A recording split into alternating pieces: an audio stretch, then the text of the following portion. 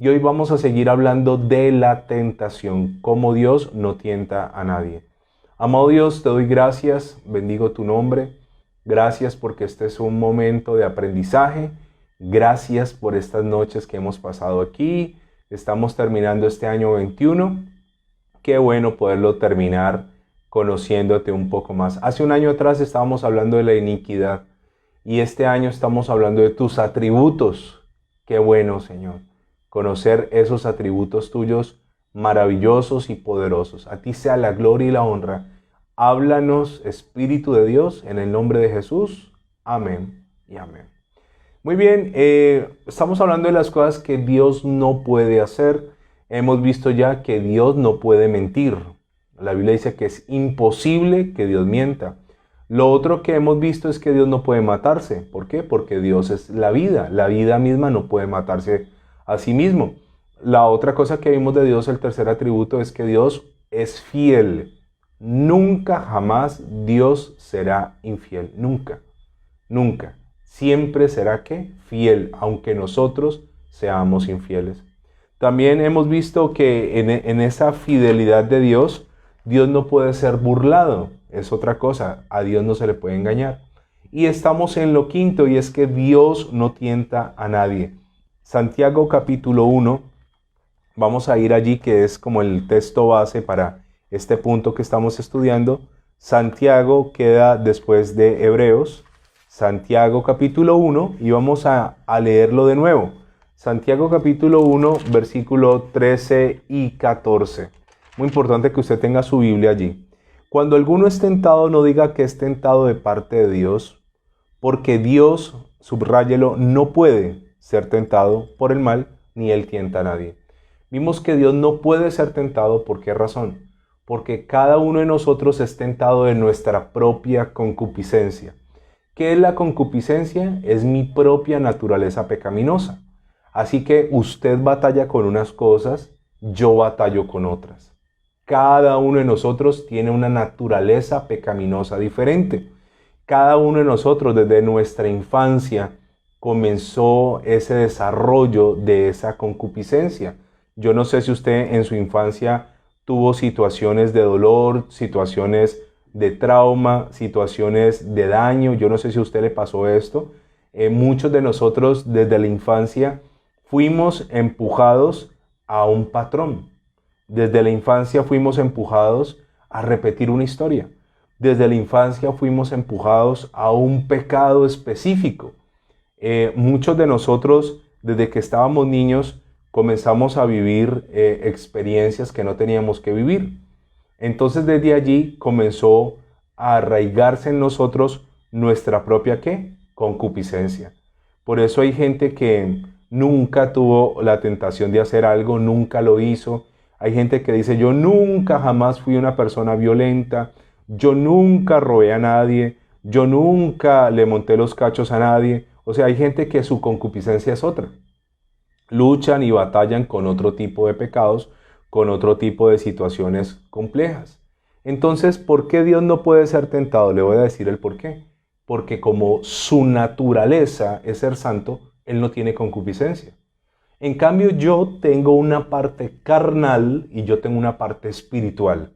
Ahora, entre más yo trabajo mi área espiritual, esa concupiscencia se va quedando sin argumentos, se va quedando sin materia prima. Esa es la materia prima que Satanás utiliza. Entre menos yo alimento el pecado, entre menos gusto le doy a la carne, entre menos placer saco haciendo lo incorrecto, entonces esa concupiscencia, que finalmente en la tierra no va a desaparecer hasta que seamos llevados a la presencia de Dios, pero esa concupiscencia debe menguar en mí.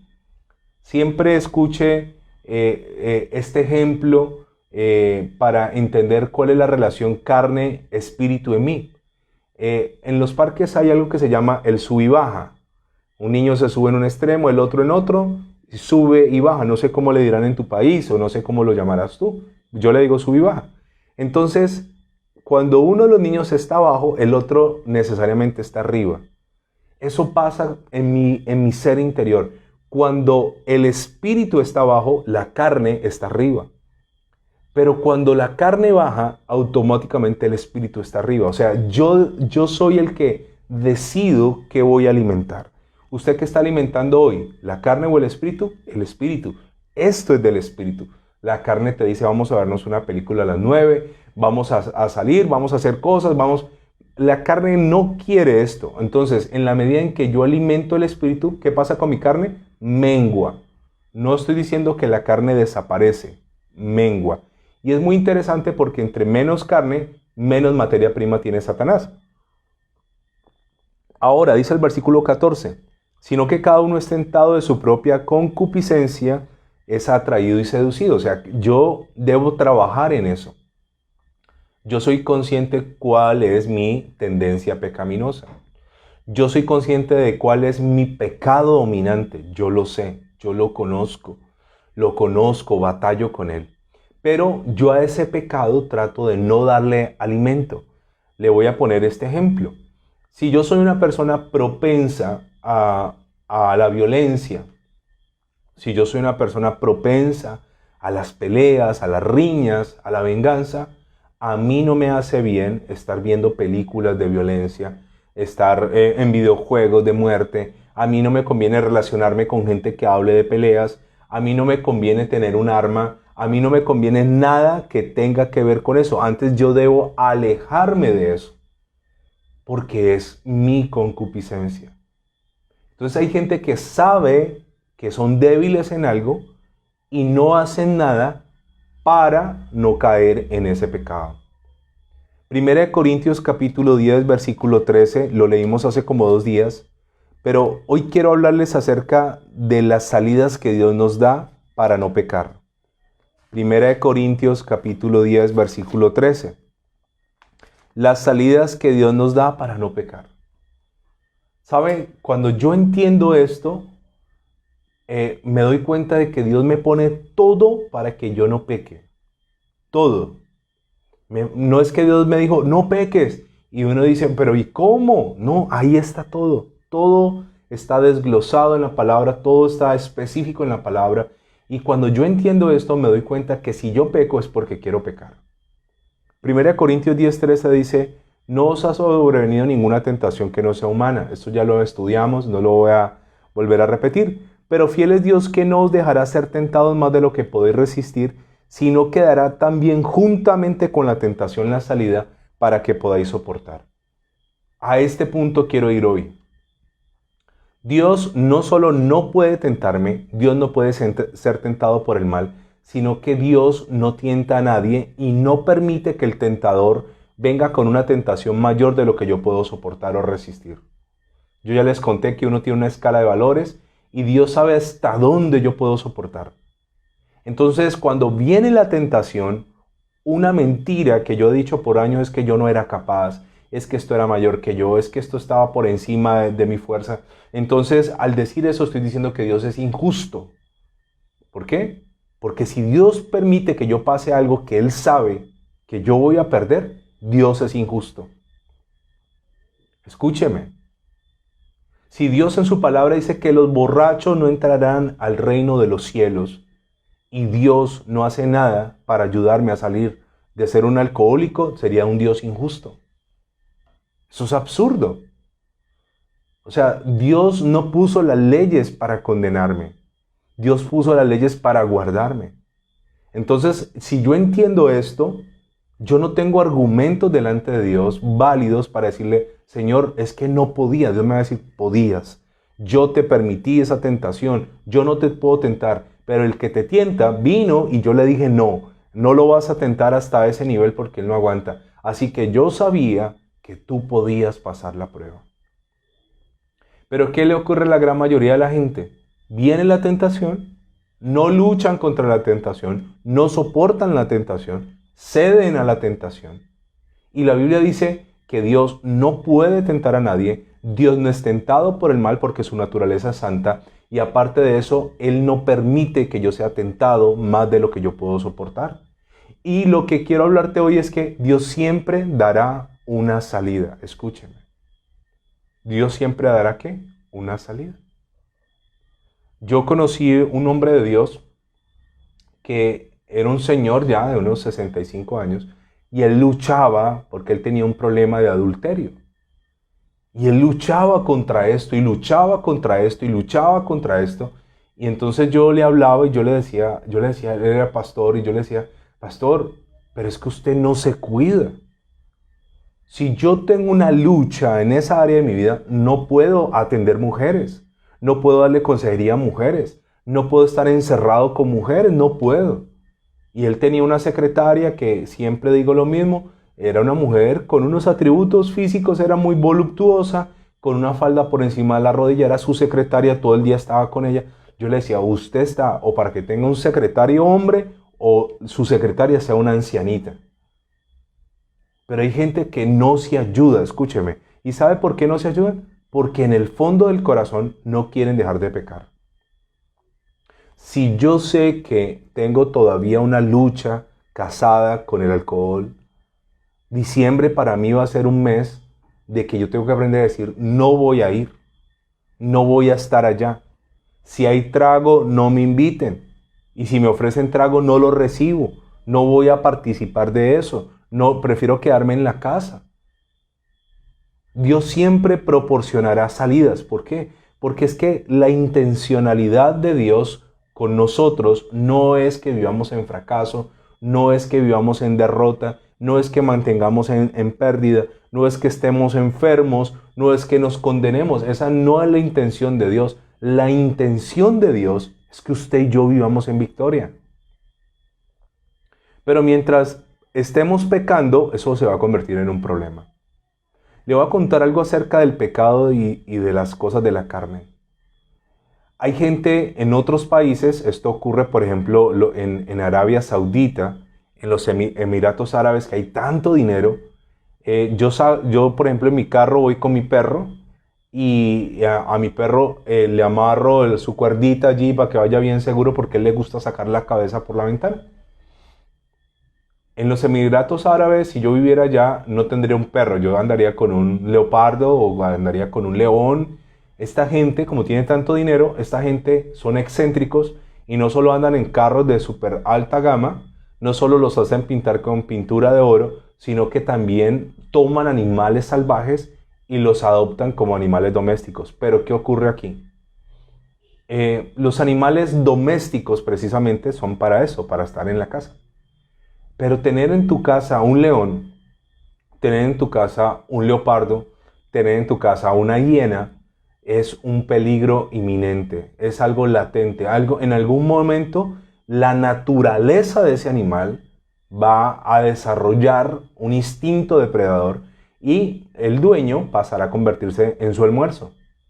Hace unos días estaba yo jugando con mi perro, tengo un perro ya hace muchos años, y yo le estaba hablando eso a mi esposa, lo respetuoso que es Lucky.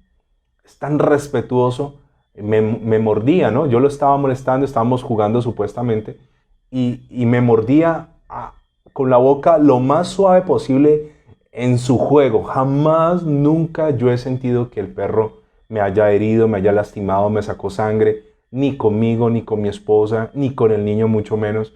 Él es un caballero supremamente respetuoso. Pero si no fuera un perro, si fuera un leopardo, cualquier día me vería a mí como su comida. Ahora, ¿qué ocurre con el pecado? Eso es como tener eso, un animal salvaje que se le va alimentando, va creciendo, se va haciendo fuerte. Y cuando menos la persona lo piensa, el pecado ataca. ¿Y el pecado qué? Destruye. Vamos a ver 3 o 4 ejemplos de cómo este pasaje de 1 Corintios que dice, y también Dios dice, juntamente con la tentación, dará la salida para que lo puedas soportar. Cuando tú sientas que estás a punto de fallar, recuerda siempre este pasaje. No es necesario fallar. No es la única opción. ¿Qué hace Dios? No me permite ser tentado más de lo que puedo soportar y además me dará una salida. Vamos a leer lo que dice la palabra en Primera de Crónicas. Acompáñeme por favor a Primera de Crónicas, capítulo 21. Primera de Crónicas, capítulo 21. Hay un título. David censa al pueblo. Antes de leerles este título, recuerde que la palabra tentar significa inducir, instigar a que una persona haga algo incorrecto. Inducir, instigar a que una persona haga algo incorrecto que no es conveniente. Hay una instigación. Hay alguien ahí diciendo, hacelo. Vamos a ver este pasaje a la luz de lo que estamos aprendiendo. Primera de Crónicas, capítulo 21, versículo 1. David censa al pueblo. Pero Satanás se levantó contra Israel. ¿Qué dice la Biblia? Satanás se levantó e incitó a David a que hiciese censo en Israel. ¿Qué estaba haciendo Satanás? Tentando. ¿Qué es tentar? Instigar, seducir, oprimir, influenciar. Había una instigación de parte de Satanás para que David pecara. ¿Qué le ocurrió a David? Fue tentado. Ahora, ¿en qué fue tentado David? Recuerde que uno es tentado de su propia naturaleza. Así que aquí David no va a ser tentado con el tema mujeres, sino que aquí David va a ser tentado con el tema ego. David era un guerrero tremendo. David, desde que comenzó su carrera con Goliat, fue un hombre respetado por sus hombres, admirado, un hombre que en su haber tenía muchas victorias. David fue un hombre que sabía pelear con una espada, que sabía manejar una lanza, que sabía manejar sus manos. Era un hombre ágil que en su juventud enfrentaba a osos, a leones por defender sus ovejas. Era un tipo valiente. Y no sé en qué momento David deja que Satanás lo tiente de su concupiscencia. Y Satanás le dice a David que haga un censo. Ahora, ¿era un censo para saber cuántos habitantes había en Israel? No. Era un censo específico para saber cuántos guerreros tenía David, para así quitarle la gloria a Dios y decir, es que nosotros venimos en una racha ganadora porque tenemos X cantidad de hombres, ¿correcto? Ese era el motivo del censo. Hay gente que dice, no, es que Dios me ayudó, pero de aquí en adelante soy yo. Es que sí, en algún momento Dios fue el que me sacó a mí de las deudas, pero de aquí en adelante yo solo he venido haciendo las cosas. Ya cayó en tentación y ya comenzó a pecar. Así que yo le quiero decir que uno de los pecados más graves es robarle la gloria al Señor. Nunca le robe la gloria a Dios. De Dios vino, a Dios proviene. ¿Quién lo hizo? Dios. ¿Quién bendijo tu empresa este año? Dios. Mire, yo le quiero decir esto. Este año el Señor me permitió ir 2 veces a Estados Unidos, ir a Panamá, ir a Costa Rica 2 veces. Yo le puedo decir, en medio de la pandemia, solo Dios me ha permitido hacer eso. No le puedo decir que fui yo. Solo Dios me permitió viajar, conocer, estar, ir a lugares que no pensé ir, conocer personas hermosísimas. ¿Eso quién lo hizo? Dios. El día que yo diga, no, es que yo fui el que hice, yo fui el que, es que son mis contactos, es que son mis amigos, es que la gente... Mire, el día que yo me desenfoque, caí en la tentación. Si algo bueno hicimos este año, ahora, yo no oculto eso, ¿sabe por qué? Porque yo quiero darle la gloria a Dios. Yo a la gente de la iglesia le digo, sueñe con viajar, sueñe. Y todo el mundo sabe mi proceso. Yo no he viajado porque esté tapado en plata. Yo he viajado porque Dios ha hecho milagros para que yo viaje. Y yo le digo a la gente, sueñe. Hace unos días una hermana me dijo, pastor, yo lo he escuchado a usted hablar de viajar. ¿Y sabe qué? Pastor, ya saqué el pasaporte. Gloria a Dios, hermana. ¿Y sabe qué, pastor? Voy por esa visa porque voy a viajar yo también. Bueno, gloria a Dios. Ahora, David hace un censo que no tenía que hacer. Pero en el versículo 1 está la clave de todo. Satanás se levantó contra Israel, a hacerle daño a Israel, y atacó la cabeza al rey. E incitó a David y tentó a David a que hiciese un censo a Israel. Pero la Biblia dice que Dios, juntamente con la tentación que trae el diablo, siempre dará una ¿qué? Una salida. Y en este caso, la salida estaba en un hombre llamado Joab. Y dijo David a Joab y a los príncipes del pueblo: id, haced censo en Israel, desde Beerseba hasta Dan, e informadme el número de ellos para que yo lo sepa. Vayan por todo el terreno. ¿Sabe cuánto se demoraron en hacer el censo? 1 año. Ahora, el que está promoviendo este censo es Satanás. Está tentando a David. Pero Dios da una salida a través de un hombre que se llama como Joab. Y Joab le dice al rey esto, versículo 3. Y dijo Joab: añada a Jehová a su pueblo 100 veces más, rey, señor mío. ¿No son todos estos los siervos de mi señor? Le está diciendo que Dios traerá más gente. Y luego le dice esto: ¿para qué procura mi señor esto? ¿Que será para pecado a Israel? ¿Qué está haciendo Dios a través de Joab? Diciéndole: no lo hagas. Joab le dice: mira, Señor, ¿para qué vas a hacer esto? ¿Qué necesidad hay? ¿Para qué procura mi Señor? O sea, ¿cuál es el fin de saber cuántos hombres hay? ¿Cuál es la finalidad? Y luego le dice que será para pecado en Israel. O sea, esto va a ser rey para pecar. Porque Joab conocía que la gloria no se le roba a Dios. No se le roba a Dios. Nunca, jamás, ni en lo pequeño ni en lo grande. Nunca le robes a Dios la gloria. Ayer oramos por un grupo de personas, fuimos a un colegio y estuvimos orando allí, en el colegio donde estudia mi hijo, por unas personas, y una de esas personas tenía un sangrado, estaba hospitalizada y tenía un sangrado. Y hoy me mandaron, o ayer o antier fue esto, y me mandaron hoy un audio donde esa persona decía, estaba hospitalizada y decía: quiero dar gracias por las oraciones que una cantidad de gente estaba haciendo, porque los médicos ya no me han encontrado el sangrado. ¿Qué está reconociendo esa persona? ¿Que los médicos se equivocaron? ¿Que no había ningún sangrado? Sí, hubo un sangrado. ¿Pero quién la sanó? Dios. Entonces nosotros decimos: no, es que el dictamen salió mal. Le robaste la gloria a Dios. No, es que no era tan grave. Le robaste la gloria a Dios.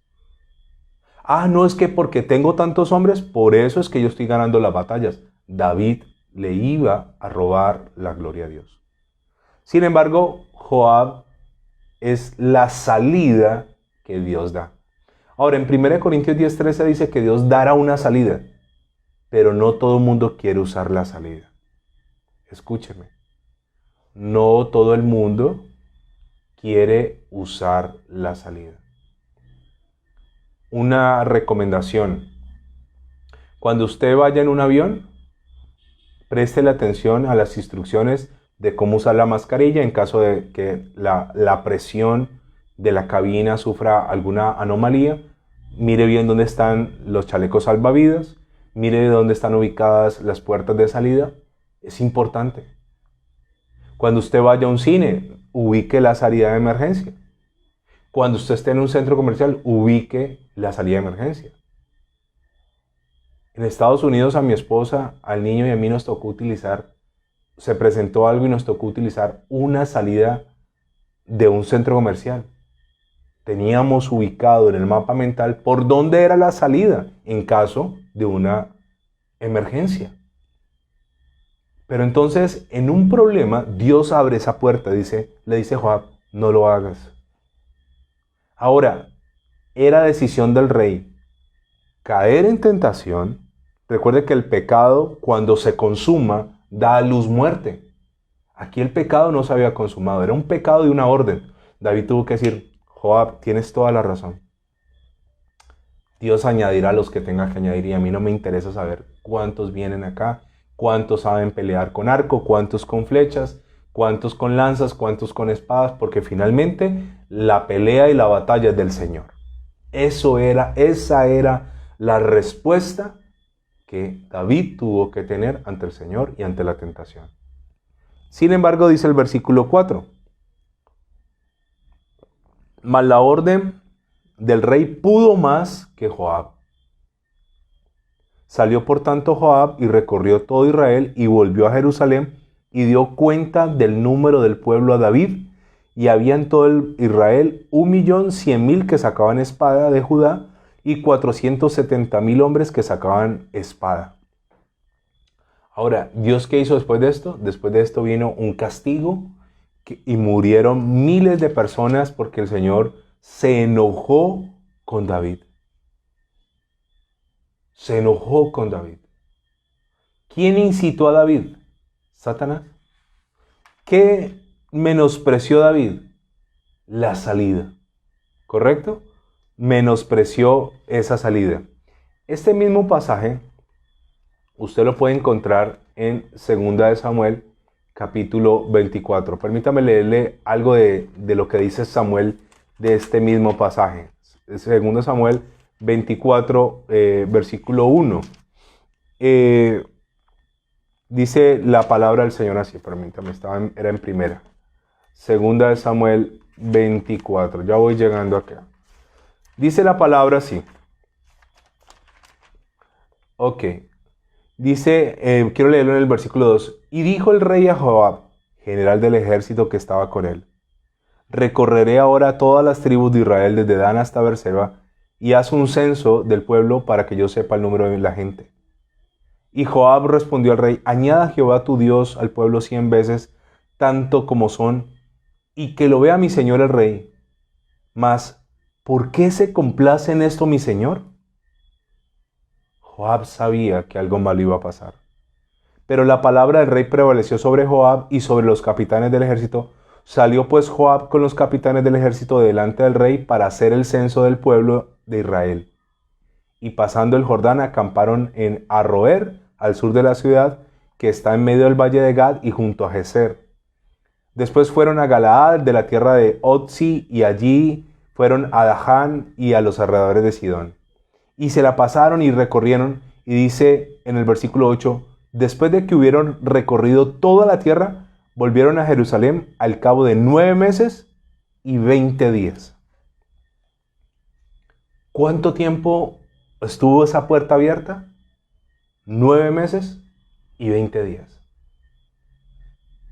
9 meses donde el rey pudo decir, no más, aborten esa orden, no más, he entendido que no debo saber el número, no quiero saber el número, no me interesa el número, perdón Señor, antes de que me llegue la información, antes de que mi corazón se enaltezca, antes de que se llene de soberbia, antes que nos sintamos presumidos, no quiero saber. El 8 para mí es clave, dice, después de que hubieron recorrido toda la tierra, volvieron a Jerusalén al cabo de 9 meses y 20 días. ¿Cuánto tiempo estuvo la puerta abierta? 9 meses y 20 días. Veamos otra salida. Hechos capítulo 5, versículo 1. Vamos al Nuevo Testamento. Hechos del Espíritu Santo, capítulo 5, versículo 1. Es un pasaje que ya hemos tocado. Ananías y Zafira. Pero cierto hombre llamado Ananías con Zafira su mujer vendió una heredad y sustrajo del precio, sabiéndolo su mujer, y trayendo solo una parte, la puso a los pies de los apóstoles. Ellos hicieron lo malo, ¿correcto? No era necesario que ellos vendieran la heredad, ellos tomaron la decisión de venderla, y ahora Satanás los va a hacer pecar. Y entonces, ¿qué ocurre acá? Versículo 3. Y dijo Pedro, Ananías, o sea, primero va el esposo, le dice, yo voy primero, yo llevo la plata, y luego usted llega como si nada. Ellos habían sustraído de lo que habían acordado. Y Pedro dijo, Ananías, ¿por qué llenó Satanás tu corazón para que mintieses al Espíritu Santo y sustrajeses del precio de la heredad. ¿Qué le está diciendo Pedro a Ananías? ¿Quién te está haciendo pecar? Satanás. ¿Por qué Satanás te está haciendo pecar, Ananías? Haciendo que le mintieses, no a nosotros, que le mintieses al Espíritu Santo, sustrayendo del precio de la heredad de la venta, reteniéndola no se te quedaba a ti, y vendida no estaba en tu poder. ¿Por qué pusiste esto en tu corazón? No has mentido a los hombres, sino a Dios. ¿Qué pasó aquí? Pedro le está hablando a Ananías. Ananías está en este momento en problemas porque Satanás llenó su corazón para pecar. Mire que aquí está Satanás haciendo de las suyas con los apóstoles, con los discípulos. Ahora, ¿qué tuvo que hacer Ananías? Ananías, antes de perder la vida, tuvo que en el camino recapacitar y decirle a Pedro: Pedro, antes de poner este dinero aquí, yo te quiero contar algo. Ananías tuvo una oportunidad de salir de su casa hasta llegar a donde los apóstoles para cambiar de parecer. La puerta abierta. Y aquí dice el 5. Al oír Ananías estas palabras, cayó y expiró.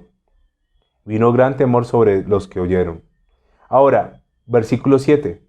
Pasado un lapso como de 3 horas sucedió que entró su mujer, no sabiendo lo que había acontecido. Entonces Pedro le dijo: dime, mire la oportunidad, la puerta abierta. ¿Vendisteis en tanto la heredad?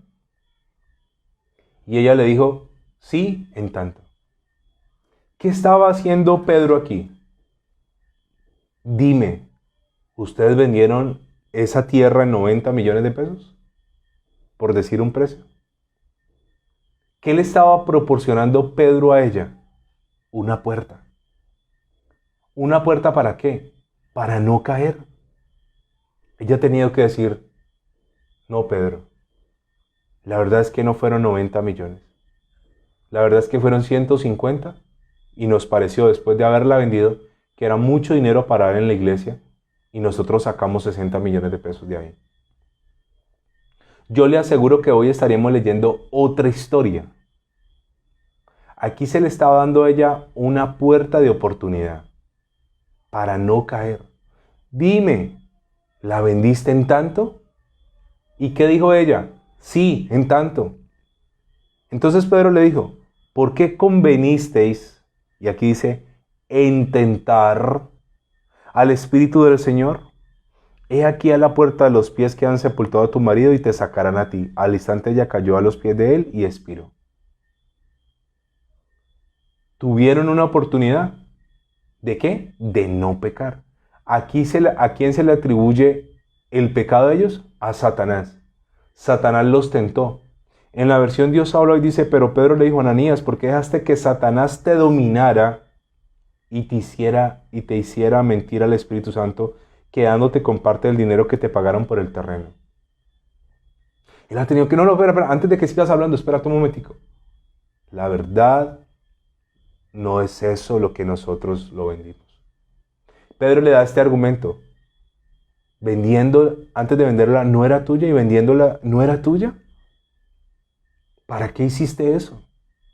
¿Sabe? Hay cristianos que se meten en problemas tontos, innecesarios, que no tendrían que pasar. Nadie les dijo a ellos que lo hicieran. Ellos lo hicieron voluntariamente. Y desaprovecharon esa puerta de oportunidad para cambiar. En el caso del pueblo de Israel y en el caso del censo, que murieron 70,000 personas, fueron 9 meses y 20 días. En este caso murieron 2 personas y fue una puerta de oportunidad de 2 horas, o de 3 horas, o de 4 horas, el lapso entre el uno y el otro. ¿Una puerta de qué? De oportunidad. ¿Es aquella persona que va a pecar? ¿Le timbra el celular? ¿Es alguien diciéndole: necesito que vengas a hablar conmigo y no vayas a ese lugar? Colgó y fue al lugar que no tenía que ir. Fue a encontrarse con la persona que no tenía que encontrarse.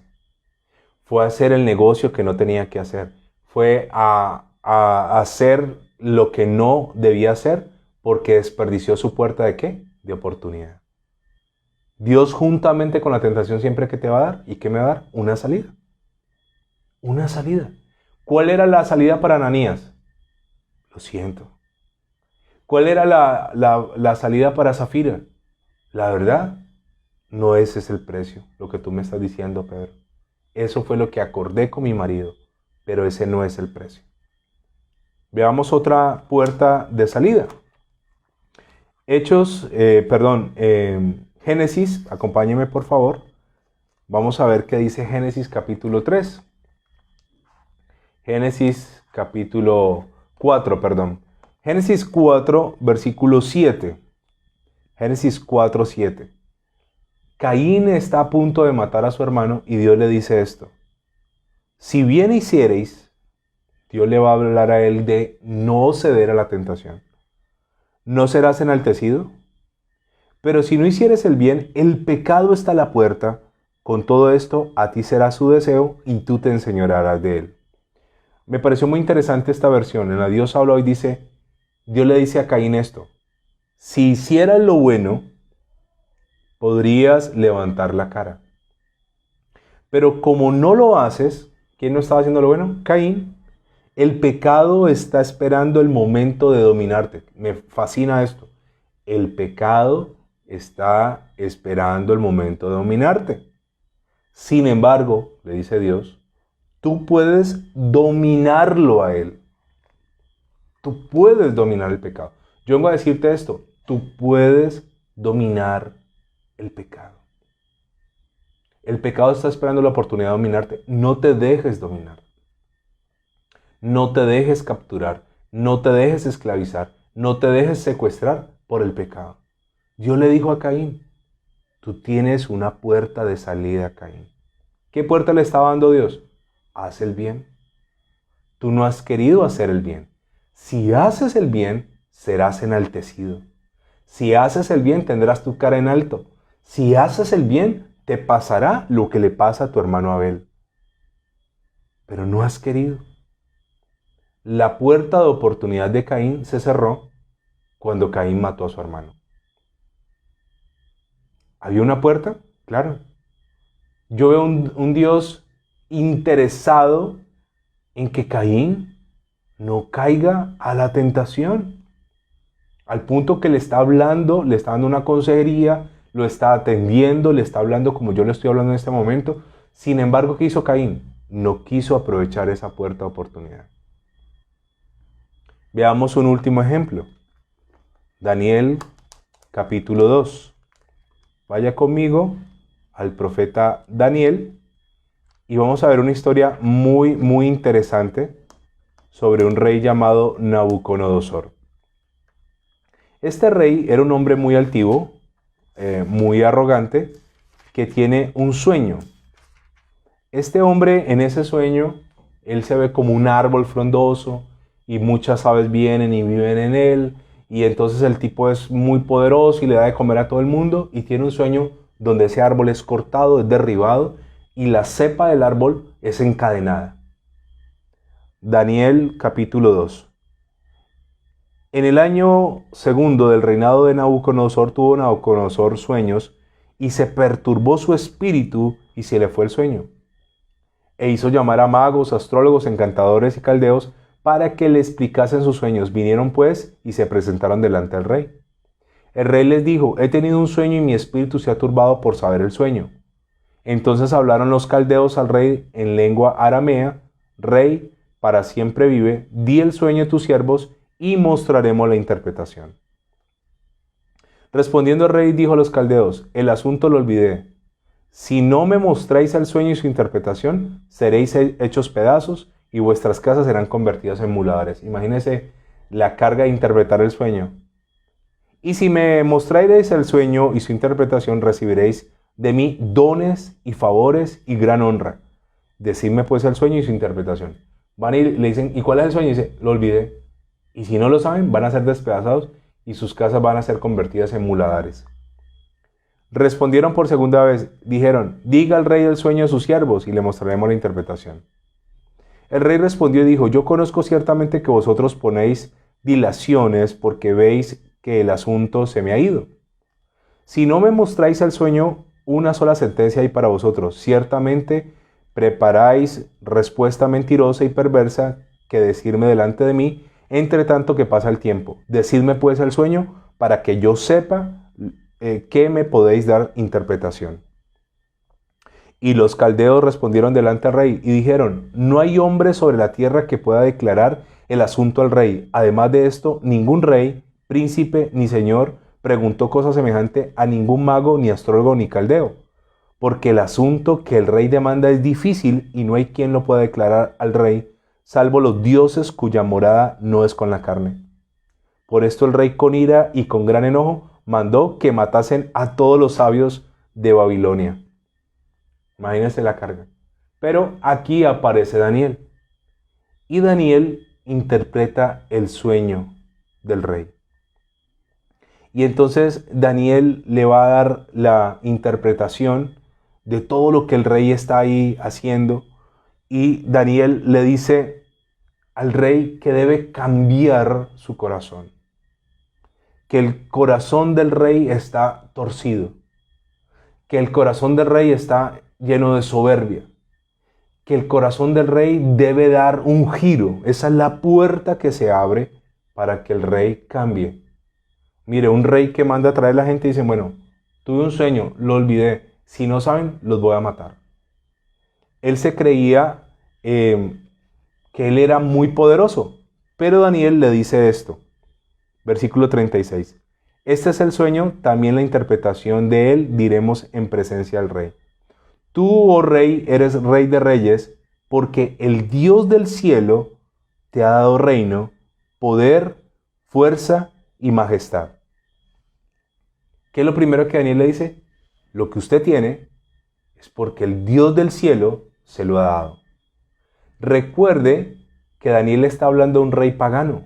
Recuerde que Daniel está preso allá, es esclavo allá, fue exiliado, fue cautivo, secuestrado, llevado cuando Nabucodonosor destruyó Jerusalén. Está ya en una condición de exiliado, sin embargo se para y le dice a un rey que acaba de matar un poco de gente, le dice, usted es un rey. Y sí, rey de reyes aquí en la tierra, pero el Dios del cielo te ha dado reino, 1, te ha dado poder, 2, te ha dado fuerza, 3, y majestad. Y dice esto, y donde quiera que habitan los hijos de los hombres, bestias del campo y aves de los cielos, Él los ha entregado en tu mano y te ha dado el dominio sobre todo. Tú eres aquella cabeza de oro. Daniel comienza a interpretarle este sueño, un hombre que sabe interpretar sueños, y comienza a decirle al rey, esto va a pasar, usted va a ser destruido, su reino va a ser destruido, etcétera. Van a venir otros imperios, los medos, los persas, van a venir otras culturas, van a arrasar con todo. Pero usted puede cambiar esto. ¿Qué le ocurre a Nabucodonosor? Como le pasa a muchos de nosotros. Esa puerta abierta, esa oportunidad de cambio, la desaprovechamos. Él está diciendo, no te creas tan grande, rey. Dice, donde quiera que habitan los hijos de los hombres, bestias del campo y aves de los cielos, Él, Dios, los ha entregado en tu mano y te ha dado dominio sobre todo. Él, Dios. Nunca olvides de dónde te sacó el Señor. ¿Y sabe qué ocurre con este rey? Finalmente, usted lo sabe, en el capítulo 4, ya él aquí sí tiene el sueño del árbol, etc. Y termina enloqueciéndose. Antes de que Daniel le dijese al rey que iba a perder la cabeza, Daniel le dice al rey que cambie de actitud. Y sabe, en el capítulo 4, en el versículo 27, Daniel le dice esto al rey. Por tanto, oh rey, acepta mi consejo. Tus pecados redime con justicia. Tus iniquidades haciendo misericordias para con los oprimidos. Haz justicia, haz misericordia con los oprimidos. Pues tal vez será una prolongación de tu tranquilidad. Ahora, ¿qué dice la Biblia? Le dan una palabra para que no caiga en ese problema. Dios le da una salida, le recuerda que es Dios el que le ha dado todo, y la Biblia dice que al cabo de 12 meses, un año, el tipo queda loco. ¿Era necesario que quedara loco? No. ¿Era necesario tanto dolor, tanto sufrimiento? No. Hubo una puerta abierta que él no quiso tomar. Siempre que viene la tentación, siempre habrá una ¿qué? Una salida. Siempre. Daniel le dice, acepta mi consejo. Redime tus pecados con misericordia, haciendo justicia. Acuérdate de los oprimidos. Tal vez eso sea una prolongación de la misericordia de Dios. Pero Nabucodonosor no oye el consejo, sigue haciendo lo malo y en un año después queda loco. En una próxima oportunidad, si Dios lo permite, vamos a seguir con este interesante tema de lo que Dios no puede hacer. Amado Dios, te doy gracias, bendigo tu nombre, te exalto, te glorifico y dame salida, Señor. Y abre mis ojos. Yo quiero no poner mi mirada en la tentación, sino en la salida. Siempre hay una puerta abierta. Yo quiero tener esa puerta abierta. Si tú me has dado un cargo y manejo personas, dame hombres como Joab, dame hombres como Daniel, que fueron capaces de hablarle a un rey sin miedo. Sin embargo, yo no quiero ser como David, que no escuchó a Joab.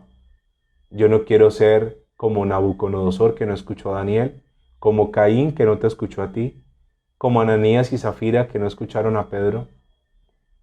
Yo quiero, Señor, pasar por esa puerta que me saca de la tentación. Tal vez la puerta de salir de la tentación sea contarle a alguien, pedirle ayuda a alguien. Tal vez sea no guardar más un secreto.